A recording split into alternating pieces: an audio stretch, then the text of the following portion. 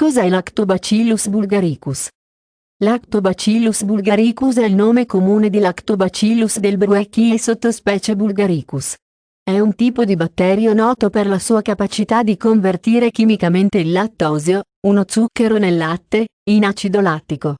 I batteri che creano acido sono responsabili del gusto acido e della consistenza cremosa dello yogurt e di altri prodotti a base di latte fermentato. Gli scienziati ritengono che il Lactobacillus bulgaricus sia di origine vegetale perché prospera naturalmente sui rami e sulle foglie di alcune piante. Il modo principale in cui gli esseri umani ingeriscono i batteri avviene attraverso latticini fermentati.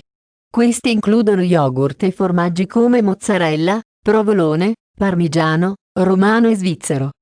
Lo yogurt viene prodotto trattando il latte con batteri che creano acido lattico. Lactobacillus bulgaricus e Streptococcus thermophilus sono spesso usati insieme perché fermentano meglio insieme di quanto facciano separatamente. Sono batteri termofili, il che significa che prosperano in ambienti caldi. Lo yogurt viene in genere prodotto riscaldando latte e batteri a 104 a 113 gradi Fahrenheit, 40-45 gradi centigradi. Una volta ottenuta l'acidificazione desiderata, la miscela viene rapidamente raffreddata per arrestare la formazione di acido lattico.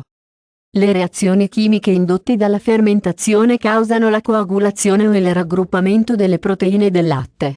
Questo produce la consistenza densa di budino dello yogurt. Gli acidi lattici creati dai batteri fanno sì che lo yogurt abbia un sapore aspro o acido.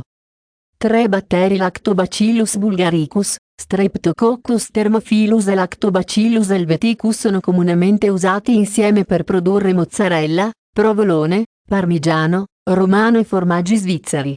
Altre specie di batteri vengono aggiunte al formaggio svizzero per ottenere il sapore e la consistenza desiderati.